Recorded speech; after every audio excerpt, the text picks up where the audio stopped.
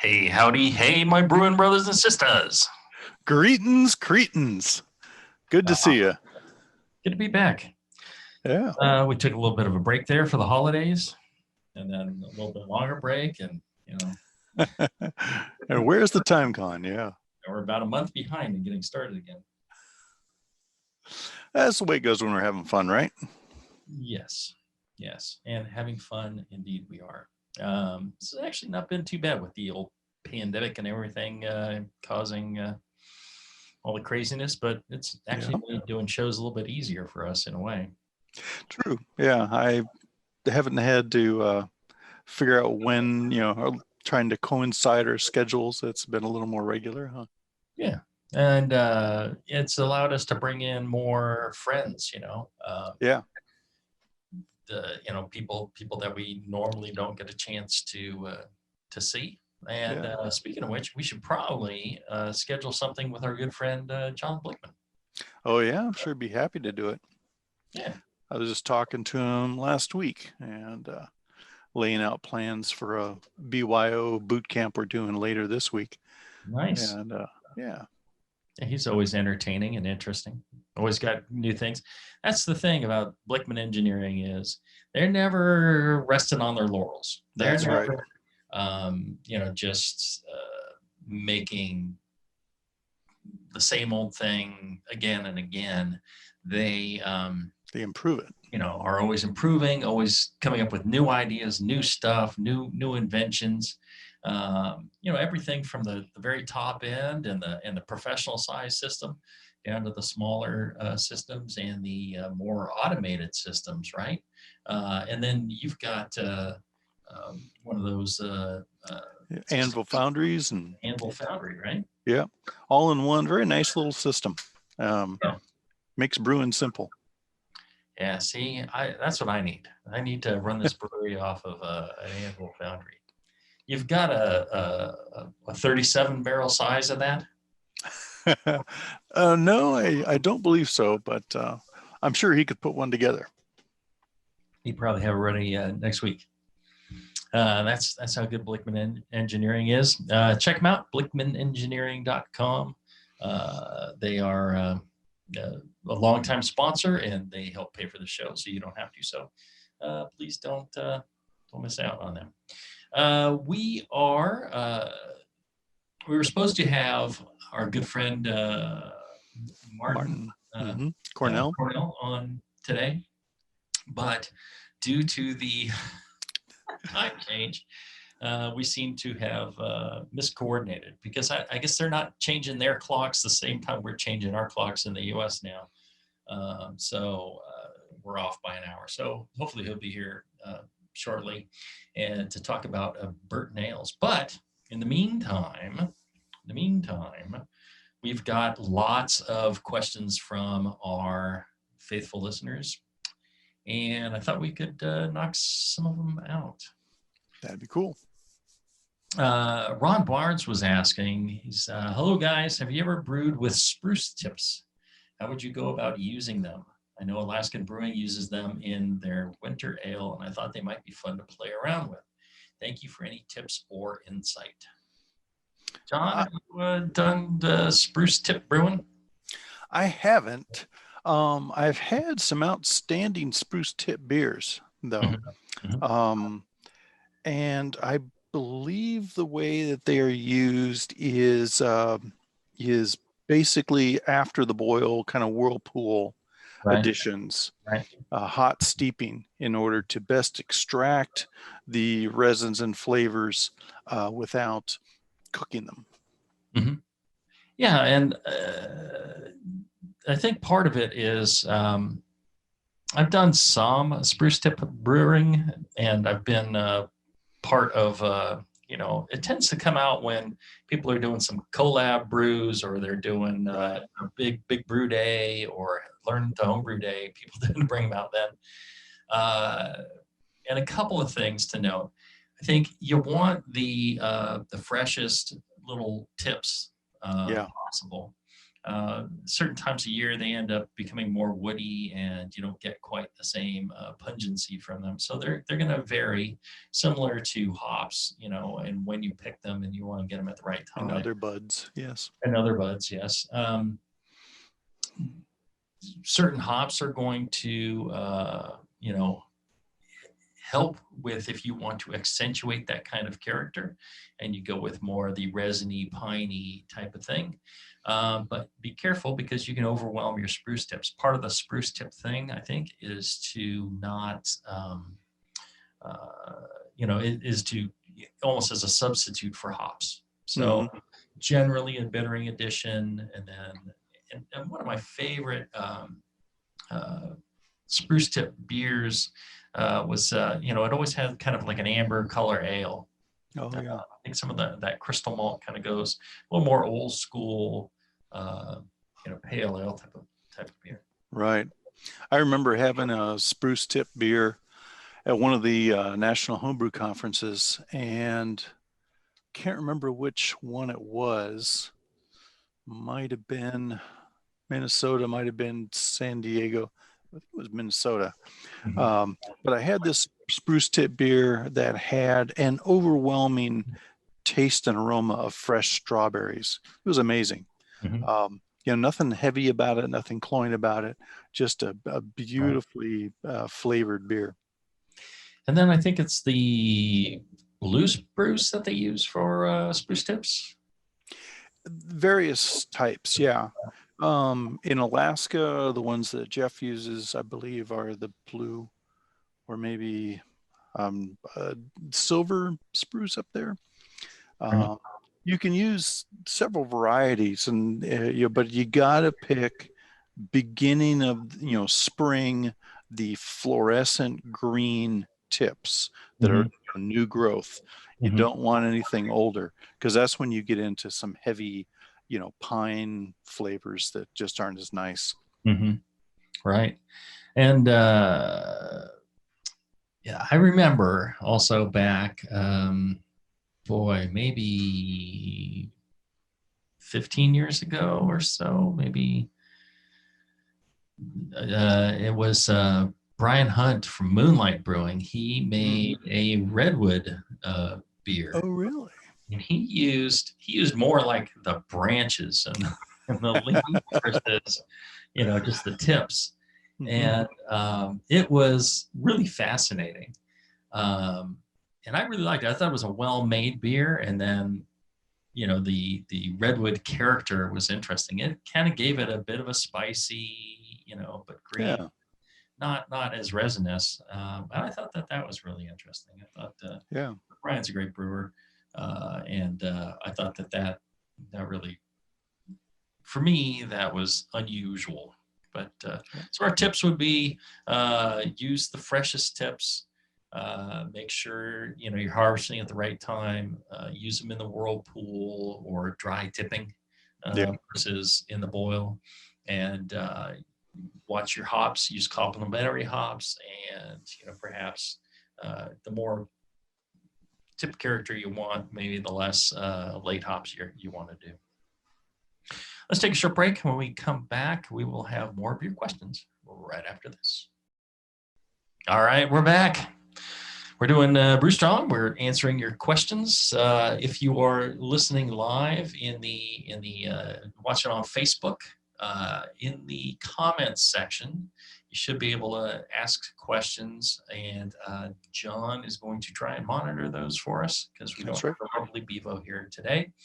And she will, or John will perhaps read your questions live if you're nice and polite to him. Yep. I just realized that in order to view any questions on Facebook, I have to have Facebook open. Yes, that would help immensely. In the meantime, I can pull up another question. Paul is asking, how do I properly affix a celebrator doppelbock goat on a brew in a bag setup, since I don't have a true mash tun? Am I out of luck? Great question, Paul. The celebrator doppelbock goat is a critical part of any brewing setup. It is what brings luck to the quality of your brew. And so I always use that. And I noticed that when I put one on my mash tun, I started winning a lot more awards. So to this day, I have a doppelbock, Iron Celebrator doppelbock goat hanging on a mash tun. Matter of fact, it's hanging here in the brewery at Heretics too. So there's a couple of rules that must apply. First off, you have to purchase the bottle of Celebrator doppelbock. You can't like just, steal it or something like that. You cannot just take the goat off of one of those things at your local Bevmo and hang that on there. That's bad juju. What you have to do is drink the doppelbock, the Celebrator, and then you hang it on your mash tun. Of course, brew in a bag, I would think you could hang that anywhere on the kettle, because that kettle with brew in a bag becomes your mash tun. Isn't that correct, John? Sorry, I was fiddling with Facebook, trying to sort out the chat feature on it. Checking what people's updates, what their kids are doing, pretty pictures of cats and dogs. No, actually. Michael asked dosage rate for spruce tips, for example, if I'm looking at the right comment section. But the question you just asked me was? Brew in a bag where you hang the goats. I get right on that kettle, because that's technically your mash tun. Yeah, and I would even you could tie it to the drawstring of the bag as well, right? If you have such. Yes. Interesting story. The folks from Inger told me we ordered like 25 kegs of Inger beer for our Oktoberfest. Right. Absolutely delicious. And so the rep came out, and I told the rep about this Inger goat story. And she's like, she's never heard of it before.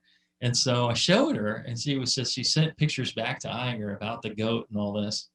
And she told me that the goat they started doing that back in the day to support their local community around the brewery. It was tough times at some point. And so they got the community producing these little goats to put on the bottles. Uh-huh. And then when times improved, they were like, okay, we can stop making the goats now. Everyone's like, oh, no. You got to keep making the goat. Yeah. So that's how the goat came to pass. It was in support of their community, which is really cool. That's interesting. So that's how you put the goat on there. All right. So volume of spruce tips? Yes. What's the dosage rate? Yeah, he asks. Well, in 5 gallons, I've seen anywhere from, quarter ounce of just the tippy tip tips to, half a pound. I've seen some pretty heavy dosages. I think it depends a lot on how fresh it is, how much of a character you want, how malty the resulting beer is going to be. The maltier it is, the sweeter and the more kind of crystal caramel you have in there, the more it's going to suppress that character. So you need to kind of be careful about balancing those two. If you do it in a really pale, light beer that's very dry, it won't take much spruce tips. So it's going to depend on the beer. If you do some big, heavy, dark beer like a Russian Imperial Stout, it takes quite a bit. For a general pale ale, let's say, I don't know, I might start somewhere around, 4 ounces. I like my spruce beers to be pretty sprucey. And I think that depending on where you pick them, it's gonna affect things. That sounds reasonable. Yeah. You'll go with that? Yep. Good. Let's see here. We have a question regarding sparging speed. Says wants to know the reasoning. This is John Granger, wants to know the reasoning behind sparge speed, i.e. 1 quart per minute. What are the pros and cons of sparging slower or faster? Well, slower, it takes you more time. Faster, you generally get less extract. You get the most extract from a slow sparge. The slower the sparge, the better the extract seems to be. And this is if you are fly sparging. If you are putting water in on the top and you are letting that slowly percolate through, if it rinses through real quick, you may not extract every bit. If you let it sit there for a while, it will extract more sugars from with inside the grains. It will kind of reach a osmotic gradient that across there, and you'll extract more out. So that's the benefit to going slower. I've always advocated going slower. Tends to seem like you get a clearer wort and you get more wort, more sugars. But if you're doing something like brew in a bag, it doesn't really apply unless you're going to rinse out the bag again. You're going to dunk it in more water. If you did, then you'd want to let it sit for a bit, to extract more versus just bouncing it in. Kind of think about it that way. Yeah. Hey, John. Yeah. Grain grist size, in general, the crush size is a factor. The finer the crush, the easier it is to elute the sugars from the grain. And the faster you could theoretically sparge. However, at very fine grist size, the resistance to flow through that bed can be quite high. So there is a trade-off there. In general, I think, as Jamil said, the guidelines for sparge speed are you want to go slow enough that you are rinsing the grain rather than risking channeling around the bed or, preferentially through the bed and missing out on a lot of extract in the grain bed. You want to drain or sparge slow enough that you uniformly rinse the grain bed of the sugar that's in there. Mm-hmm. Yeah, and the faster you go, the more likely you are to get some channeling. Yeah. Let's see here. Paul, again, of the goat question, also asked, I've been brewing a lime pie goza with great success. My recipe uses the zest of 5 limes. Is zesting the limes better than just throwing 5 limes in? I understand the rind is to be avoided as much as possible, but if I threw in the whole lime, would the rind ever get in contact with the beer? That's an interesting question. He's talking about that white pith layer, which is quite bitter. Yeah. I don't know. I've never thrown in whole limes. I think you might run into a couple of problems. One is the limes may float, lessening the contact with the skin and the wort. The other is that you might not really extract all of the goodness of the skin because you're not cutting it open. When you take a peeler and peel it off, or if you take a zester and zest the limes, I think maybe you expose more of the cells of the skin. Get more oil out. More oil out, more flavor. If it were me, I would just quickly run the zester, across the limes. It's only 5 limes, pretty quick. Yeah. There've been a couple of orange brews, ales that I've had over the years, various breweries. Very often, just for expedience sake, they would crush the whole orange and throw the whole orange in there. As a way to speed up the process. And those beers very often had a bitter aftertaste from the rind that you don't get when you zest. Mm-hmm. So I think if you're looking for that, a nice touch of, citrus flavor, zesting is the way to go. Mm-hmm. Mm-hmm. Okay. Let's see here.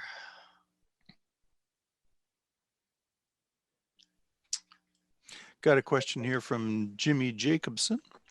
Okay. He asked, is fly sparge or batch sparge better for a drink cooler mash tun with a stainless braided hose as the filter instead of a manifold or false bottom?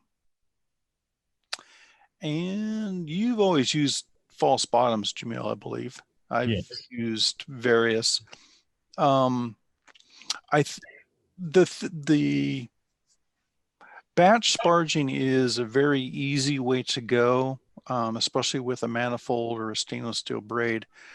The caveat to batch sparging is you have to drain the wort completely.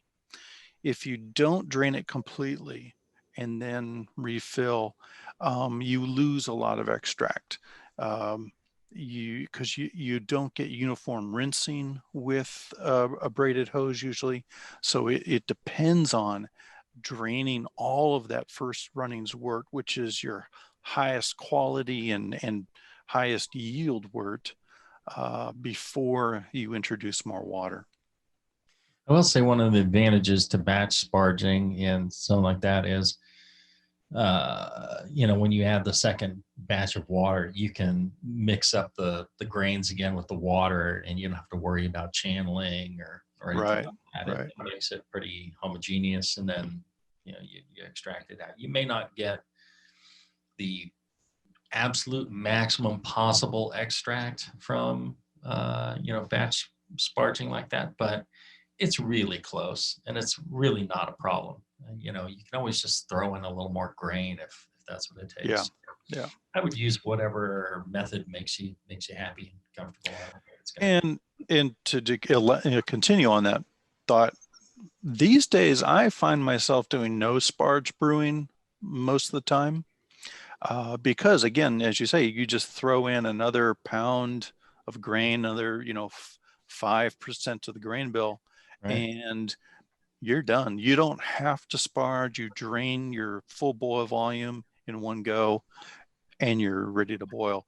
Um, I will say that no sparge brewing, there's a definite benefit to it where, flavor wise, you're going to get a richer, maltier character, which can be good in some styles. It can be to your detriment in other styles. It depends on if a beer traditionally was sparged and extract a bit more of the tannin and a bit more of that husk and grainy material, that character is part of the style, then you're going to want that. But in general, you get more flavor and a nicer flavor from no sparge, like John's talking about, especially in something, if you can do it in something like a bock, yeah. or like certain German lagers, it can be really nice. But in things that were tended to be extracted more, you want the sparge then. Let's see here. Let's take a short break. And when we come back, we'll have more of your questions right after this.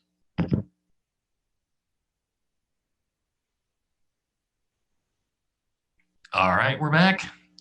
We're talking live. And if you're watching on Facebook, you can ask your questions there in the comments section.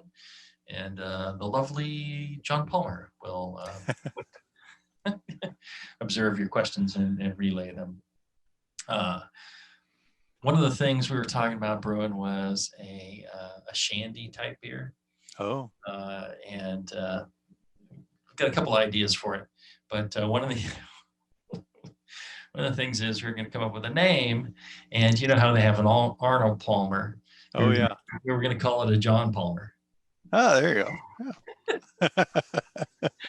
Everyone was like, "Oh, what will John Palmer think?" I'm like, he'll be pleased. He'll be all right with it. It'll be fun. So expect to see a John Palmer beer come out. That'd be cool. Because there's a John Daly, right, which is an Arnold Palmer with alcohol. Oh, okay. I right? didn't remember that one. Yeah. Yeah, and so we're going to call it a John Palmer. It's kind of a combination of the two. Thought that was fun. Who else is fun? Our good friends at Brew Chatter, Yes. Josh and RJ, good folks. They're up near Reno. If you're ever passing through the Reno area, they're out in Sparks, real close there. There's a number of good breweries around them, good restaurants.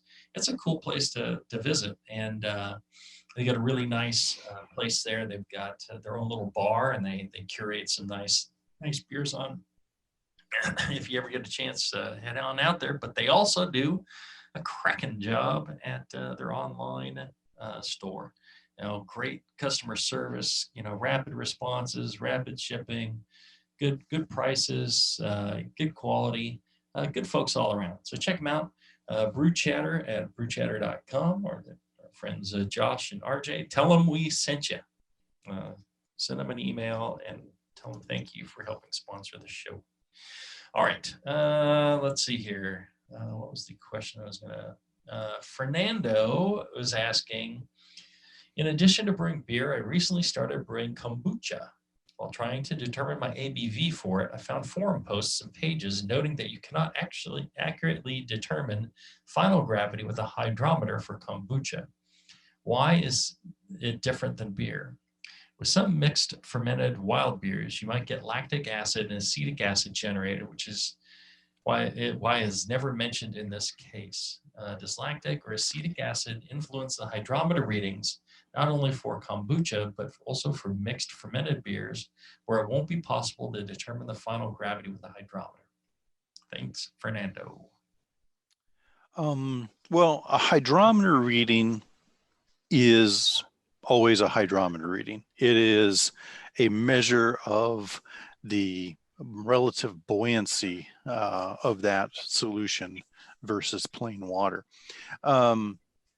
And so, yeah, if you have some amount of acid in, yeah, that's going to affect what we would normally perceive as being, an alcohol difference, or mainly a drop in sugar, with sugar being the primary component of wort, being the and residual carbohydrates still being a primary component of the resulting beer. In the case of kombucha, yeah, you have a little bit of acid. I wouldn't think substantial amounts.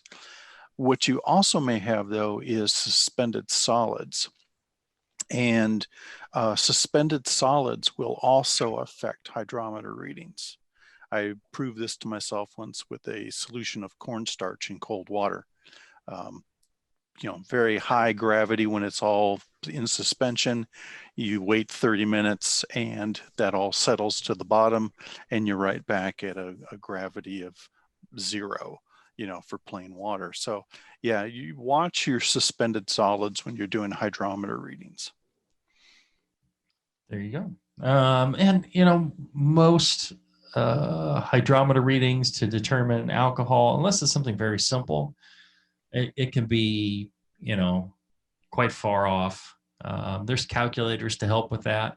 I wouldn't be surprised if somebody comes up with a kombucha setting for one of these, maybe the brewer's friend people want to throw in a kombucha setting or something. I don't know. I'm not sure how much difference it would make. But, it's just in general, if you need to know precisely, you can send it out to a lab, or you can do a distillation to determine if you have the tools to do a very precise measurements. You can do a distillation to tell you what the ABV is as well. Alrighty. Using glycol for a counterflow chiller and steam condenser. Okay, Jacob is asking, hello, Jamil and John. I am very much a novice to the brewing world. Currently, I'm only doing 1 gallon to 5 gallon extract batches on my own, and I have only helped others do 1 barrel all grain recipes. I've been binge reading several of John's books and listening to your podcast every chance I get. My question is, can a glycol chiller be used in a counterflow chiller to cool the wort? Also, can it be used in a steam condenser during the boiling process if that condenser is made with internal tubing to avoid mixing? This would help reduce the amount of water that is used during the chilling and condensing process. Thanks again for sharing all of your great expertise and information. Thanks, Jacob. P.S. I don't have any of this equipment. I'm just asking. Yeah, you can use glycol for that. The issue is,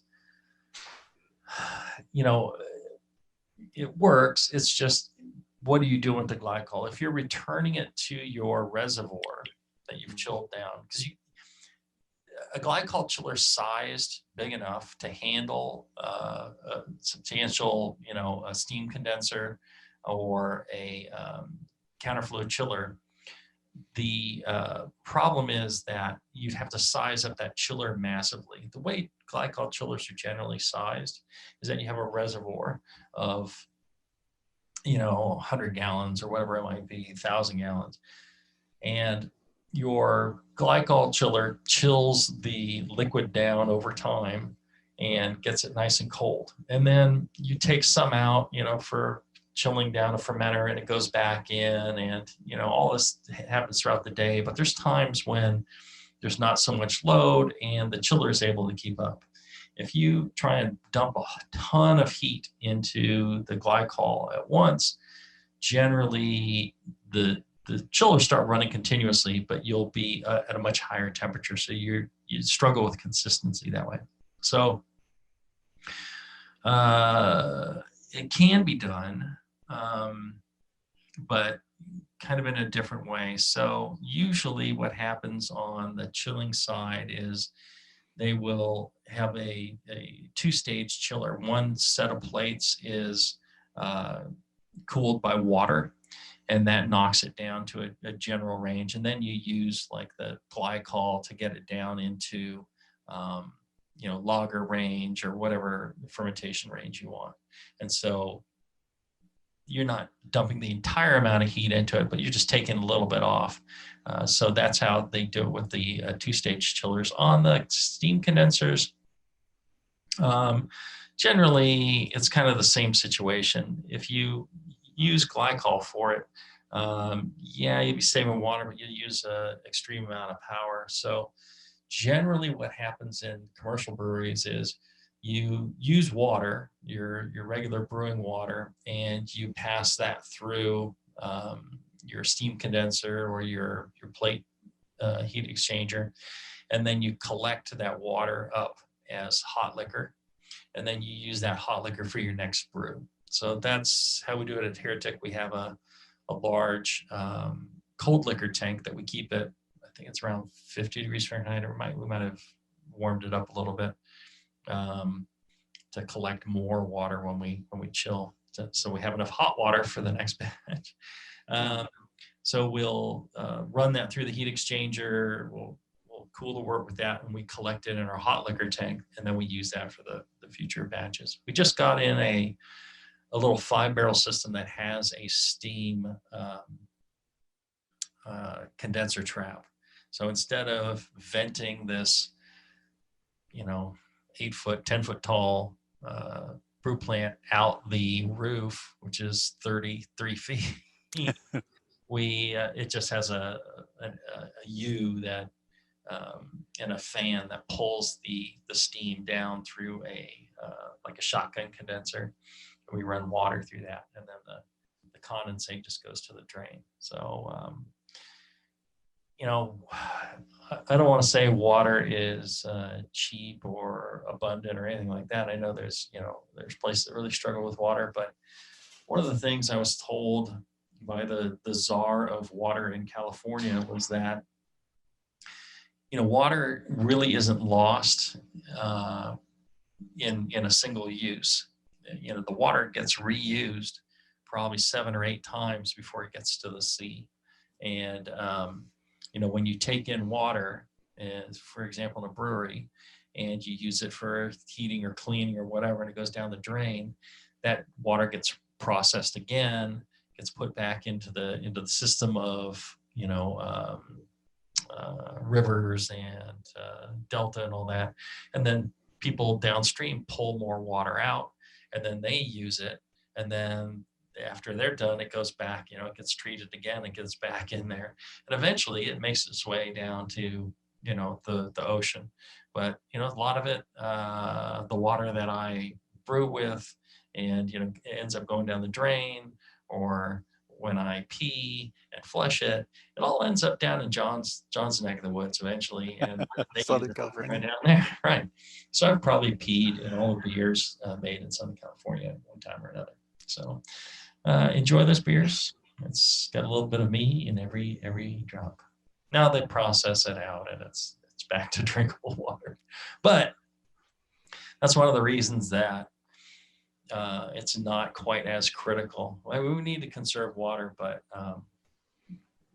you know, you'd end up it's a little more efficient not to struggle with trying to chill those things rapidly. So that's I was going to say the heat capacity of water is greater than the glycol solution as well. Yes. Mm-hmm. Glycol works great for fermenters where you're doing that slow temperature maintenance and small temperature change. But the big reason why we use water to water heat exchangers for the chilling. Mm-hmm. Micah asks, hey guys, hopefully you get to answer this by the end of the decade. As I near the end of fermentation, you suggest I raise the temperature in order to give the yeast an extra kick to finish off and get rid of unwanted substances. Should this temperature boost be forced by adding a heat source, or are we just turning off the chilling and letting the ambient room temperature and yeast activity do the raising? Depends on where you live. Right. And what season it is, things like that.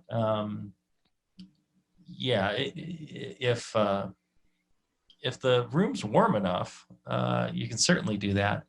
It's very difficult if you don't time it right, like in commercial fermenters, there's no heating element in there, and heating them can be very difficult on such a large source without a lot of pumping and things like that. So for example, we raise the temperature on our lagers to get to a diacetyl rest and clean them up. And we do this by turning the cooling, adding less and less cooling to it.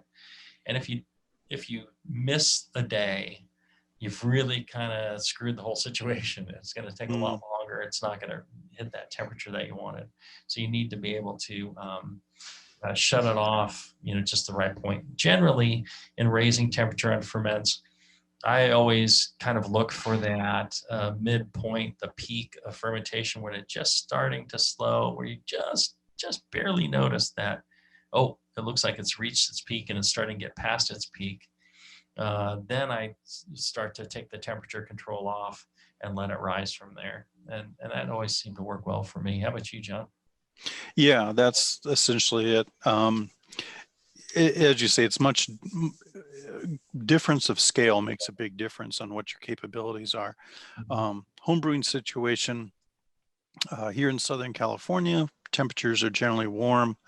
I can do diacetyl simply by moving the fermenter to a warmer location, or turning off or lowering or I should say raising the set point on the temperature controller.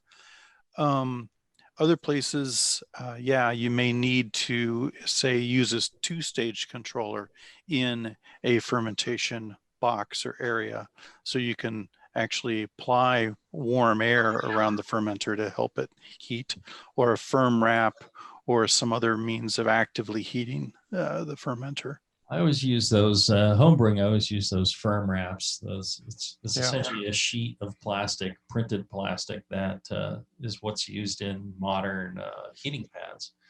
And those work great because you can get really nice contact with the surface of the fermenter on that, and easy to run a controller on it. And I thought that those did an amazing job. One of the things I would do back in the day when I was brewing lagers was I would put the firm wrap on, I put a two-stage controller on it, and I would put it inside a refrigerator. And so I could, lager, I could keep it in a nice controlled way, and I could raise the temperature, lower the temperature as much as I wanted. And it worked really well. I was very pleased with that and making lagers. I liked that better than a conical fermenter or any of that stuff. Mm-hmm. Yeah, that's true. All right, let's take our last break. I'm enjoying this. We haven't done Q&A, and it seems like months. Yeah. We'll be back right after this. All right, we're back. We're enjoying doing another episode of Brew Strong. And let's see here. Got a couple questions in the chat room for you. Yeah, go ahead. Okay. Jimmy Jacobson asks, have you brewed a New Zealand Pilsner? Is there a certain hopping rate that is best for this style? I'm planning on brewing one in a couple of weeks with Raikau and Waiti hops and putting it onto a yeast cake of a light lager that is fermenting now. I have not. I haven't either. They just recently came out with that style designation. I'm not sure exactly what it means. Is that just a lager with New Zealand hops? Is that what it is? I believe so. Yeah, I'm unfamiliar with the particulars of the style as well. I think it's mainly a Pilsner with New Zealand hops. Right. And Okay. so hopping rate would be similar to that of Pilsner. I would say then that yes, I have brewed a New Zealand Oh, lager, which is a collab with East Brother Brewing here in California. So we on the 5 barrel plant we just did. Oh no, is Galaxy a New Zealand hop or is that an Australian hop? yeah, Yeah. it's actually Australian. Yeah. Oh, so I've made an Australian Pilsner then. Yes. So yeah, we just did that.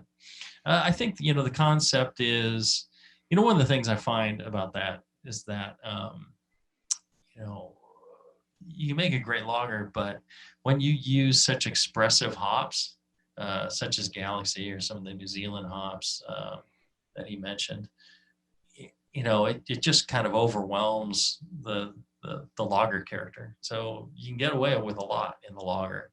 Um, and Hmm. I think turns out great. I enjoy the flavor. Um, so there you go. I guess I haven't brewed a New Zealand Pilsner yet. That'll I'll put that on my list. Maybe Sure. there's some other aspect to it that we don't know, but that's because we don't know. Total IBUs for a beer, that would be somewhere around maybe perhaps 30 to 40 IBUs for a New Zealand Pilsner, do you think? You're looking at, I'm thinking most most lagers are in that 1/2 BU to GU ratio. Um, Pilsner being a hoppier style could approach that 3/4 ratio BU to GU, whereas say your IPAs are at the 1-to-1 range. Okay. Everybody in the world is going through it. The overall impression, the pale, dry, golden colored, cleanly fermented beer showcasing the Oh, characteristic tropical citrusy, fruity, grassy New Zealand type hops. Medium body, soft mouthfeel, smooth palate, and finish. With a neutral to bready malt base, provide the support for this very drinkable, refreshing hop forward beer. I did drink some when I was in New Zealand. Let's see. Yeah, aroma, appearance, straw deep cold, the color. Most examples are yellow gold. Flavor medium to high hop bitterness, cleanly bitter, not harsh. Most prominent in the balance and lasting in the aftertaste. Comments: the hop aromatics often have similar qualities as many New Zealand Sauvignon Blanc wines, with tropical, fruity, grassy, melon, lime aromatics, often brewed as a hybrid style in New Zealand using neutral ale yeast at cool temperatures. Limiting the sulfur content of the finished product is important since it can clash with the hop character. Judging in competition styles is best within Category 12 Pale Commonwealth beer. Largely defined by the original created Emerson's Brewery in the mid-1990s. New Zealand Pilsner has expanded in the character as varieties of New Zealand hops have expanded.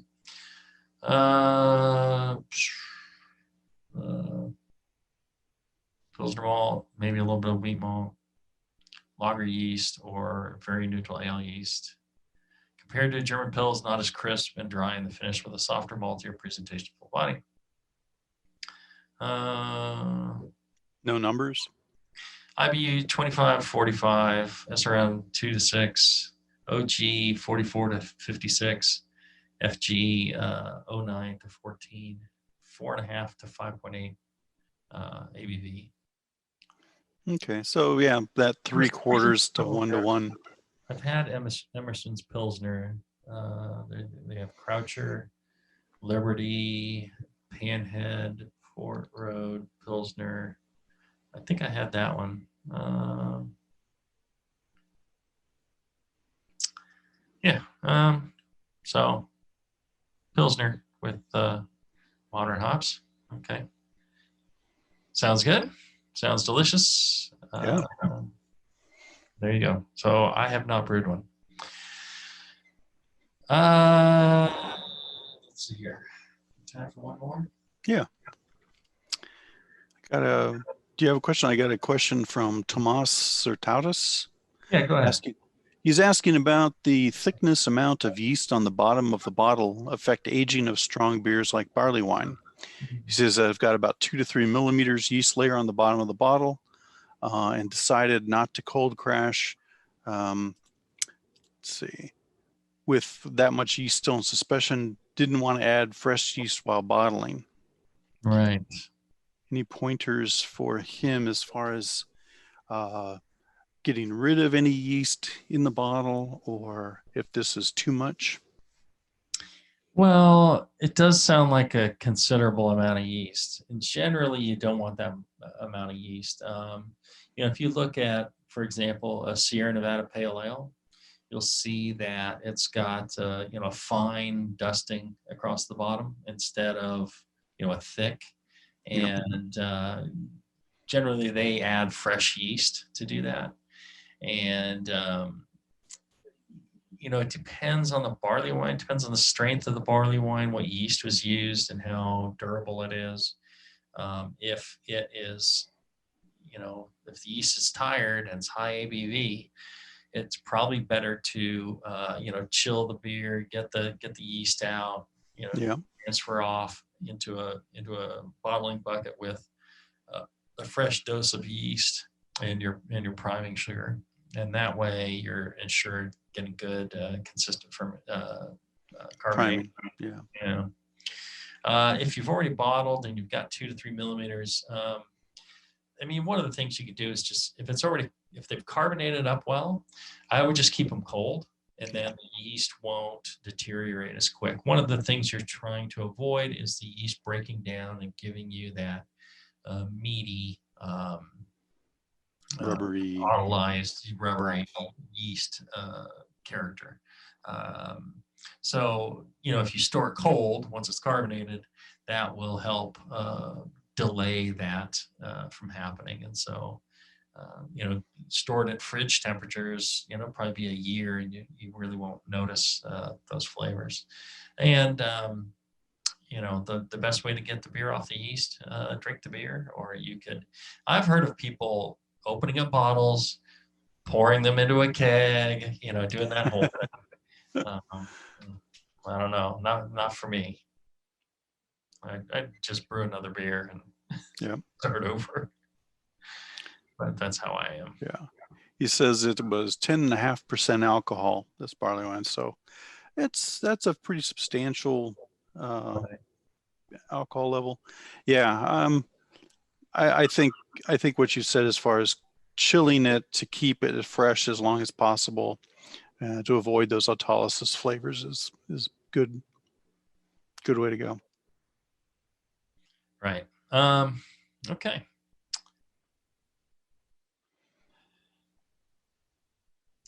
I think that's it. We'll wrap this up. And then if you're listening live, we're going to have Martin Cornell on in just a moment. And we'll be doing bird nails. So stay tuned. Until then, everybody, brew strong. Brew strong, everyone.